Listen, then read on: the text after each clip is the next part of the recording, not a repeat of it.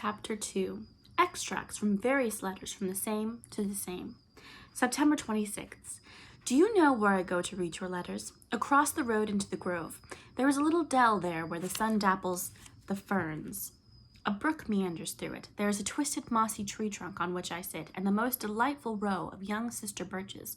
After this, when I have a dream of a certain kind, a golden green, crimson-veined dream, a very dream of dreams, I shall please my fancy with the belief that it came from my secret dell of birches and was born of some mystic union between the slenderest, airiest of the sisters and the crooning brook.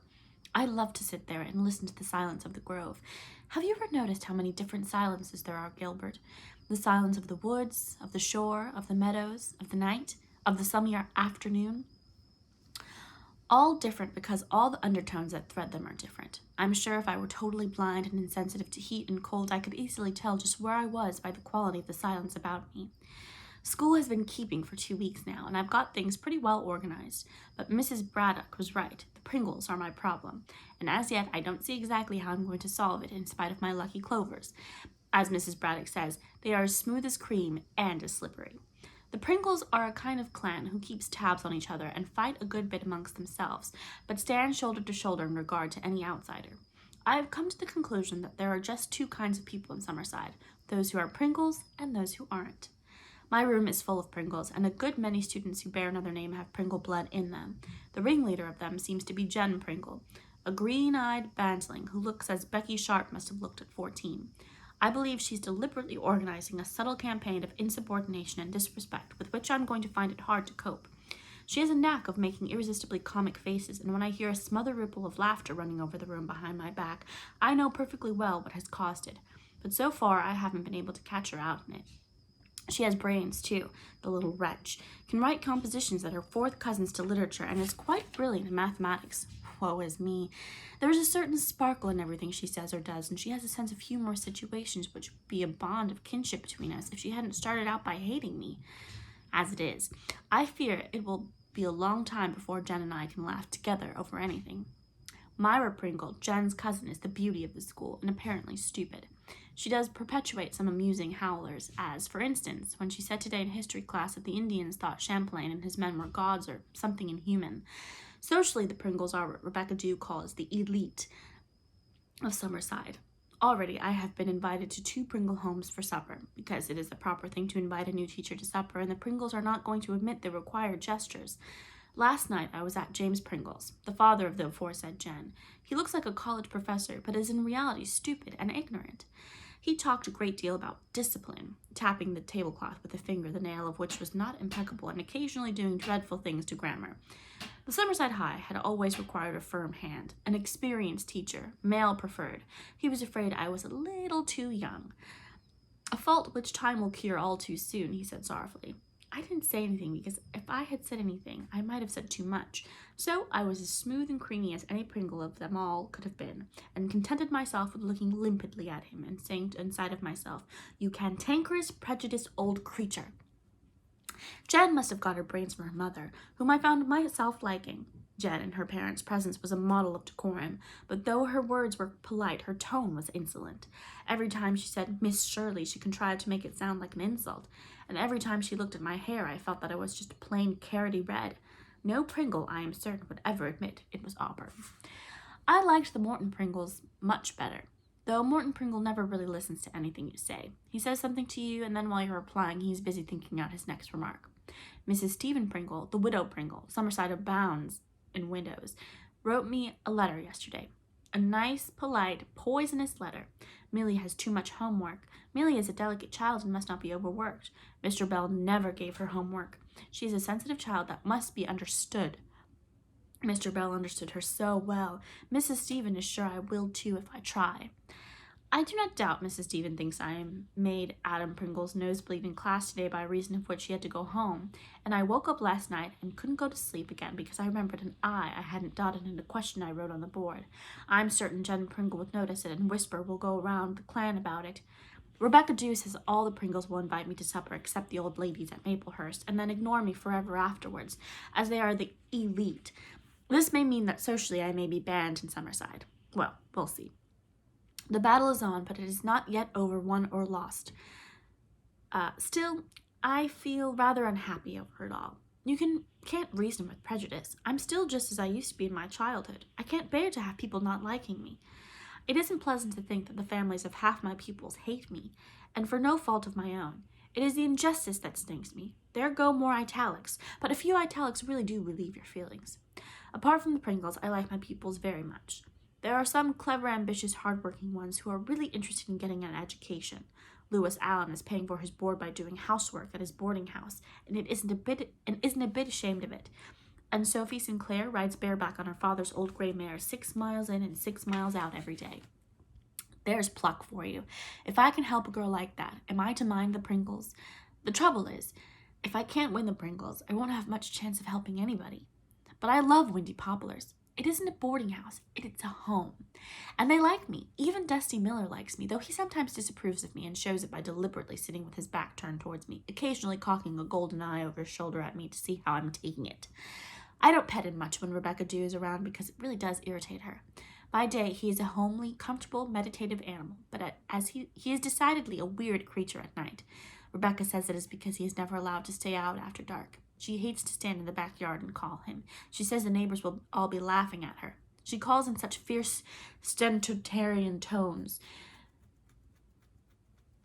that she really can be heard all over the town on a still night, shouting for Puss, Puss, Puss. The widows would have a conniption if Dusty Miller wasn't in when they went to bed. Nobody knows what I've gone through on account of that cat. Nobody, Rebecca has assured me. The widows are going to wear well. Every day I like them better.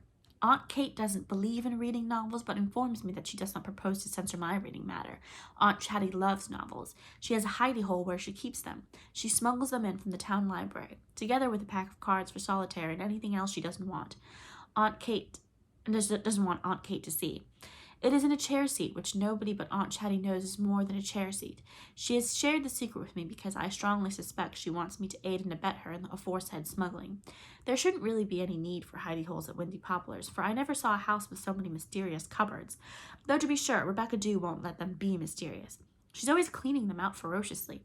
A house can't keep itself clean, she said sorrowfully, when either of the widows protests. I'm sure she would make short work of a novel or a pack of cards if she found them. They are both a horror to her orthodox soul. Rebecca Dew says cards are the devil's books and novels even worse. The only things Rebecca ever reads apart from her Bible are the society columns of the Montreal Guardian. She loves to pore over the houses and furniture and doings of millionaires. Just fancy soaking in a golden bathtub, Miss Shirley, she said wistfully.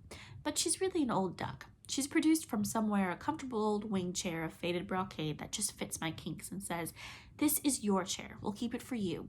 And she won't let Dusty Miller sleep on it lest I get hairs on my school skirt and give the Pringles something to talk about. The whole three are very much interested in my circlet of pearls and what it signifies. Aunt Kate showed me her engagement ring. She can't wear it because it has grown too small, set with turquoises, but poor Aunt Chatty owned to me with tears in her eyes that she had never had an engagement ring. Her husband thought it was an unnecessary expenditure. She was in my room at the time, giving her face a bath in buttermilk. She does it every night to preserve her complexion and has sworn me to secrecy because she doesn't want Aunt Kate to know it. She would think it ridiculous vanity in a woman of my age, and I'm sure Rebecca Dew thinks that no Christian woman should try to be beautiful. I used to slip down to the kitchen to do it after Kate had gone to sleep, but I always was afraid of Rebecca Dew coming down.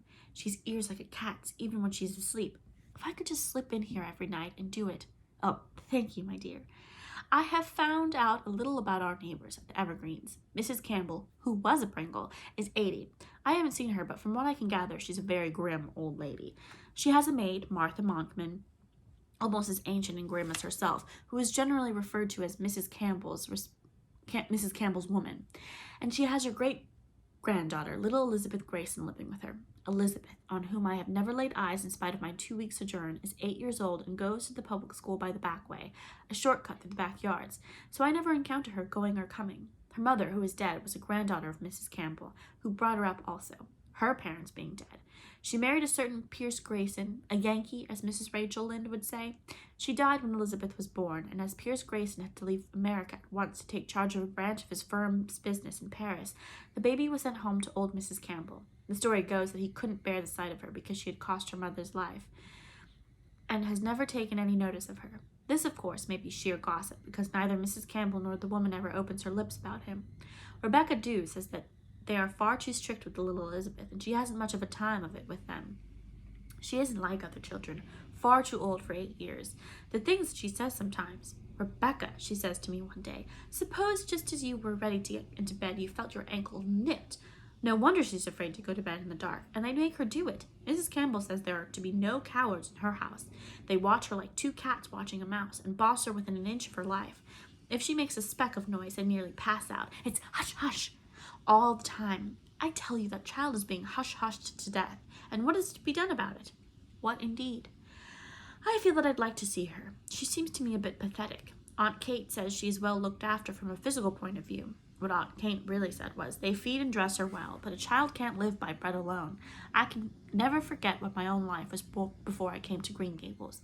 I'm going home next Friday evening to spend 2 beautiful days in Avonlea. The only drawback will be that everybody I see will ask me how I like teaching in Summerside. But think of Green Gables now, Gilbert, the lake of shining waters with a blue mist on it, the maples across the brook beginning to turn scarlet, the ferns golden brown in the haunted wood, and the sunset shadows in Lover's Lane, darling spot. I find it in my heart to wish I were there now with guess whom. Do you know, Gilbert, there are times when I strongly suspect that I love you. Windy Poplars, Spook Lane, Southside, October 10th. Honored and respected sir, that is how a letter of Aunt Chatty's grandmother began. Isn't it delicious? What a thrill of superiority it must have given the grandfather. Wouldn't you really prefer it to Gilbert, darling, etc.? But on the whole, I think I'm glad you're not grandfather, or a grandfather. It's wonderful to think we're young and have our whole lives before us. Together, isn't it? Several pages omitted, Anne's pen being evidently neither sharp, stub, nor rusty. I'm sitting on the window seat in the tower looking out into the trees, waving against an amber sky, and beyond them to the harbor. Last night I had such a lovely walk with myself. I really had to go somewhere, for it was just a trifle dismal at Windy Poplars. Aunt Chatty was crying in the sitting room because her feelings had been hurt, and Aunt Kate was crying in her bedroom because it was the anniversary of Captain Amass's death, and Rebecca Dew was crying in the kitchen for no reason that I could discover. I've never seen Rebecca Dew cry before, but when I tried tactfully to find out what was wrong, she pettishly wanted not to know if a body couldn't enjoy a cry when she felt like it. So I folded my tent and stole away, leaving her to her enjoyment. I went out and down the harbor road. There was such a nice frosty Octobery smell in the air, blent with the delightful odor of newly plowed fields. I walked on until twilight had deepened into a moonlit autumn night. I was alone, but not lonely. I held a series of imaginary conversations with imaginary comrades, and thought of so many epigrams that I was agreeably surprised at myself. I couldn't help enjoying myself in spite of my Pringle worries. The spirit moves me to utter a few yowls regarding the Pringles. Oh, I hate to admit it, but things are not going any too well in Somerset High. There is no doubt that a cabal has been organized against me. For one thing, homework is never done by any of the Pringles, or half the Pringles, and there is no use in appealing to the parents. They are suave, polite, evasive. I know all the pupils who are not Pringles like me, but the Pringles virus of disobedience is undermining the morale of the whole room.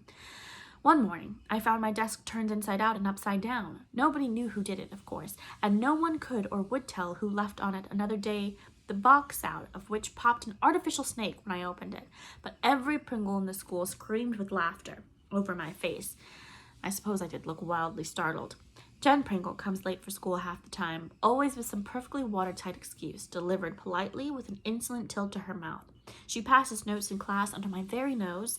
I found a peeled onion in the back pocket of my coat when I put it on today. I should love to lock that girl up on bread and water until she's learned how to behave herself. The worst thing to date was the caricature of myself I found on the blackboard one morning, done in white chalk with scarlet hair. Everybody denied doing it, Jen amongst the rest, but I knew Jen was the only people in the room who could draw like that. It was done well. My nose, which, as you know, has always been on my one pride and joy, was humpbacked, and my mouth was the mouth of a vinegary spinster who had been teaching a school full of Pringles for 30 years. But it was me. I woke up at 3 o'clock that night and writhed over the recollection. Isn't it queer that things we writhe over at night are seldom wicked things, just humiliating ones? All sorts of things are being said. I'm accused of marking down Hattie Pringle's examination papers just because she's a Pringle. I am said to laugh when the children make mistakes. Well, I did laugh when Fred Pringle defined a centurion as a man who had lived 100 years. I couldn't help it. James Pringle is saying there's no discipline in the school. No discipline. Whatever. And a report is being circulated that I'm a foundling. Oh, I'm beginning to encounter the Pringle antagonism in other quarters, socially as well as educationally. Summerside seems to be under the Pringle thumb. No wonder they are called the royal family. I wasn't invited to Alice Pringle's walking party last Friday, and when Mrs. Frank Pringle got up at tea in aid of a church project, Rebecca Dew informs me that the ladies are going to build a new spire. I was the only girl in the Presbyterian church who was not asked to take a table. I have heard that the minister's wife, who is a newcomer in Summerside, suggested asking me to sing in the choir, and was informed that all the Pringles would drop out if she did. That would leave such a skeleton that the other choir simply couldn't carry on. Of course, I'm not the only one of the teachers who has trouble with the pupils. When the other teachers send theirs up to me to be disciplined, I hate that word, half of them are Pringles, but there is never any complaint made about them. 2 evenings ago, I kept Jen in after school to do some work she had deliberately left undone. 10 minutes later, the carriage from Maplehurst drew up before the schoolhouse, and Miss Ellen was at the door. A beautifully dressed, sweetly smiling old lady with elegant black lace mitts and a fine hawk-like nose, looking as if she'd just stepped out of an 1840 bandbox. She was so sorry, but could she have Jen? She was going to visit friends in Lowvale and had promised to take Jen. Jen went off triumphantly, and I realized afresh the forces arrayed against me. In my pessimistic moods, I think the Pringles are a compound of Sloanes and Pies, but I know they're not. I feel that I could like them if they were not my enemies. They are, for the most part, a frank, jolly, loyal set. I could even like Miss Ellen. I've never seen Miss Sarah. Miss Sarah has not left Maplehurst for 10 years. Too delicate, or thinks she is, says Rebecca Dew with a sniff. But there isn't anything the matter with her pride. All the Pringles are proud that those 2 old girls pass everything. You should hear them talk about their ancestors. Well, their old father, Captain Abraham Pringle, was a fine old fellow.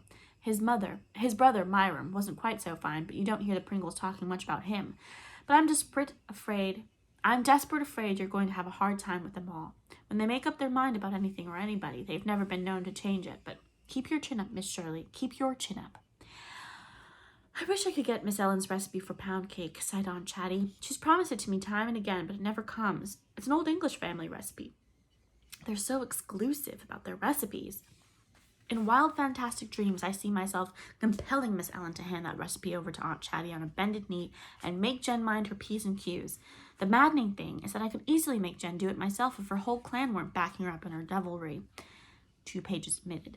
Your obedient servant, Anne Shirley. P.S. That was how Aunt Chatty's grandmother signed her love letters. October 15th. We heard today that there had been a burglary at the other end of town last night. A house was entered, and some money and a dozen silver spoons stolen. So Rebecca Dew has gone up to Mr. Hamilton's to see if she can borrow a dog. She will tie him on the back veranda, and she advises me to lock up my engagement ring. By the way, I found out why Rebecca Dew cried. It seems there's been a domestic convulsion.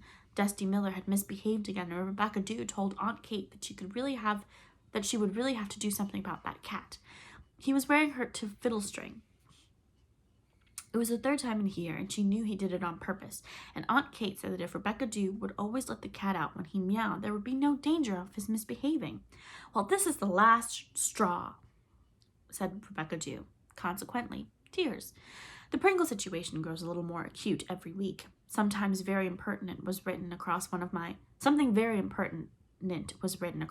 books yesterday, and Homer Pringle turned handsprings all the way down the aisle when leaving school. Also, I got an anonymous letter recently full of nasty innuendos. Somehow I don't blame Jen for either the book or the letter. Imp as she is, there are things she wouldn't stoop to. Rebecca Dew is furious, and I shudder to think what she would do to the Pringles if she had them in her power. Nero's wish isn't to be compared to it. I really don't blame her, for there are times when I feel myself that I could cheerfully hand any and all of the Pringles a poisoned filter of Borgia brewing. I don't think I've told you much about the other teachers. There are 2. You know, the vice principal, Catherine Brooke of the junior room, and George McKay of the prep. Of George, I have little to say. He is a shy, good-natured lad of 20 with a slight, delicious Highland accent suggestive of low Sheelings and misty islands. His grandfather was Isle of Skye and does very well with the preps. So far as I know him, I like him. But I'm afraid I'm going to have a hard time liking Catherine Brooke. Catherine is a girl of, I think, about 28, though she looks 35. I have been told she cherished hopes of promotion to the principalship, and I suppose she resents my getting it, especially when I'm considerably her junior. She's a good teacher, a bit of a martinet, but she's not popular with anyone and doesn't worry over it. She doesn't seem to have any friends or relations and boards in a gloomy-looking house on grubby little Temple Street. She dresses very dourly, never goes out socially, and is said to be mean. She is very sarcastic, and her pupils dread her biting remarks. I am told that her way of raising her thick black eyebrows and drawing at them reduces them to a pulp. I wish I could work it on the Pringles, but I really shouldn't like to govern by fear as she does. I want my pupils to love me. In spite of the fact that she has apparently no trouble in making them toe the line, she is constantly sending some of them up to me, especially Pringles. I know she does it purposely, and I feel miserably certain that she exults in my difficulties and would be glad to see me worsted. Rebecca Dew says that no one can make friends with her. The widows have invited her several times to Sunday supper. The dear souls are always doing that for lonely people, and always have the most delicious chicken salad for them. But she never came, so they have given it up because, as Aunt Kate says, there are limits. There are rumors that she is very clever and can sing and recite elocute, a la Rebecca Dew, but will not do either. Aunt Chatty once asked her to recite at a church supper. We thought she refused very ungraciously, said Aunt Kate. Just growled, said Rebecca Dew. Catherine has a deep, throaty voice, almost a man's voice, and it does sound like a growl when she isn't in good humor. She isn't pretty, but she might make more of herself. She is dark and swarthy, with magnificent black hair always dragged back from her high forehead and coiled in a clumsy knot at the base of her neck. Her eyes don't match her hair, being a clear light amber under her black brows. She has ears she needn't be ashamed to show, and the most beautiful hands I've ever seen. Also, she has a well-cut mouth, but she dresses terribly. Seems to have a positive genius for getting the colors and lines she should not wear. Dull, dark greens and drab grays when she is too shallow for greens and grays, and stripes which make her tall, lean figure even taller and leaner, and her clothes always look as if she slept in them. Her manner is very repellent, as Rebecca Dew would say. She always has a chip on her shoulder. Every time I pass her on the stairs, I feel that she is thinking horrid things about me. Every time I speak to her, she makes me feel I've said the wrong thing, and yet I'm very sorry for her. Though I know she would resent my pity furiously, and I can't do anything to help her because she doesn't want to be helped. She's really hateful to me. One day, when we 3 teachers were all in the staff room, I did something which seems transgressed one of the unwritten laws of the school, and Catherine said cuttingly, "Perhaps you think you are above the rules, Miss Shirley?" At another time, when I was suggesting some changes which I thought would be for the good of the school, she said with a scornful smile, "I'm not interested in fairy tales." Once, when I said some nice things about her work and methods, she said, "And what is to be the pill in all this jam?" But the thing that annoyed me most, one day when I happened to pick up a book of hers in the staff room and glanced at the flyleaf, I said, "I'm glad you spell your name with a K. Catherine is so much more alluring than Catherine, just as K is ever so much gypsier letter than smug C." She made no response, but the next note she sent me was signed Catherine Brooks with a C. I sneezed all the way home. I really would give up trying to be friends with her if I hadn't a queer, unaccountable feeling that under all her brusqueness and aloofness she is actually starved for companionship. Altogether, what with Catherine's antagonism and the Pringle attitude, I don't know just what I'd do if it wasn't for dear Rebecca Dew and your letters, and little Elizabeth. Because I've got acquainted with little Elizabeth, and she is a darling. 3 nights ago, I took the glass of milk to the wall door, and little Elizabeth herself was there to get it instead of the woman, her head just coming above the solid part of the door, so that her face was framed in the ivy. She is small, pale, golden and wistful. Her eyes, looking at me through this autumn twilight, are large and golden hazel. Her silvery gold hair has parted in the middle, sleeked plainly down over her head with a circular comb, and fell in waves on her shoulders. She wore a pale blue gingham dress and the expression of a princess of Elfland. She had what Rebecca Dew calls a delicate air, and gave me the impression of a child who was more or less undernourished, not in the body but in soul, more of a moonbeam than a sunbeam. "And this is Elizabeth?" I said. "Not tonight," she answered gravely. "This is my night for being Betty, because I love everything in the world tonight. I was Elizabeth last night, and tomorrow night I'll probably be Beth. It all depends on how I feel." There was a touch of the kindred spirit for you. I thrilled to it at once. How very nice to have a name you can change so easily and still feel it's your own. Little Elizabeth nodded. "I can make so many names out of it. Elsie and Betty and Bess and Eliza and Lisbeth and Beth, but not Lizzie. I never can feel like Lizzie."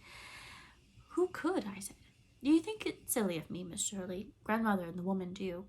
"Not silly at all. Very wise and very delightful," I said. Little Elizabeth made saucer eyes at me over the rim of her glass. I felt that I was being weighed in some secret spiritual balance, and presently I realized thankfully that I had not been found wanting. For little Elizabeth asked a favor of me, and little Elizabeth does not ask favors of people she does not like. "Would you mind lifting up the cat and letting me pat him?" she asked shyly. Dusty Miller was rubbing against my legs. I lifted him, and little Elizabeth put out a tiny hand and stroked his head delightedly. "I like kittens better than babies," she said, looking at me with an odd little air of defiance, as if she knew I would be shocked, but tell the truth she must. "I suppose you've never had much to do with babies, so you don't know how sweet they are," I said, smiling. "Have you a kitten of your own?" Elizabeth shook her head. "Oh, no. Grandmother doesn't like cats, and the woman hates them. The woman is out tonight, so that is why I could come for the milk. I love coming for the milk because Rebecca Dew is such an agreeable person." "Are you sorry she didn't come tonight?" I laughed. Little Elizabeth shook her head. "No, you are very agreeable too. I've been wanting to get acquainted with you, but I was afraid it mightn't happen before tomorrow comes." We stood there and talked while Elizabeth sipped her milk daintily, and she told me all about tomorrow. The woman had told her that tomorrow never comes, but Elizabeth knows better. It will come sometime. Some beautiful morning she will just wake up and find it is tomorrow. Not today, but tomorrow. And then things will happen. Wonderful things. She may even have a day to do exactly as she likes, with nobody watching her. Though I think Elizabeth feels that is too good to happen even tomorrow. Or she may find out what is at the end of the harbor road, that wandering, twisting road like a nice red snake that leads, so Elizabeth thinks, to the end of the world. Perhaps the island of happiness is there. Elizabeth feels sure that there's an island of happiness somewhere where all the ships that never come back are anchored, and she will find it when tomorrow comes. "And when tomorrow comes," said Elizabeth, "I will have 1,000,000 dogs and 45 cats. I told grandmother that when she wouldn't let me have a kitten, Miss Shirley, and she was angry and said, 'I'm not accustomed to be spoken to like that. Miss Impertinence.' I was into bed without supper, but I didn't mean to be impertinent. And I couldn't sleep, Miss Shirley, because the woman told me that she knew a child once that died in her sleep after being impertinent." When Elizabeth had finished her milk, there came a sharp tapping at some unseen window behind the spruces. I think we had been watched all the time. My elf maiden ran, her golden head glimmering along the dark spruce aisles until she vanished. "She's a fanciful little creature," said Rebecca Dew when I told her of my adventure. "Really, it somehow had the quality of an adventure." One day she said to me, "Are you scared of lions, Rebecca Dew?" "I never met anyone, so I can't tell you," says I. "There will be any amount of lions in tomorrow," says she, "but they will be nice, friendly lions." "Child, you'll turn into eyes if you look like that," says I. She was looking clean through me at something she saw in that tomorrow of hers. "I'm thinking deep thoughts, Rebecca Dew," she says. The trouble with that child is she doesn't laugh enough. I remembered Elizabeth had never laughed once during our talk. I feel that she hasn't learned how. The great house is so still and lonely and laughterless. It looks dull and gloomy, even now when the world is a riot of autumn color. Little Elizabeth is doing too much listening to lost whispers. I think one of my missions in Summerside will be to teach her how to laugh. Your tenderest, most faithful friend, Anne Shirley. P.S. More of Aunt Chatty's grandmother.